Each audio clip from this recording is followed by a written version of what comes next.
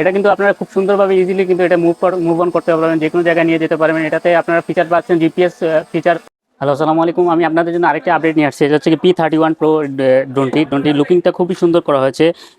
মোটামুটি মিড রেঞ্জের লেভেলের যারা এই বাজেটে নিতে চান তারা কিন্তু এই বাজেটে খুব সুন্দর এই ড্রোনটি নিতে পারেন। আমি যদি আপনাদের দেখাই ড্রোনটির লুকিংটা কিন্তু খুব সুন্দর করা হয়েছে।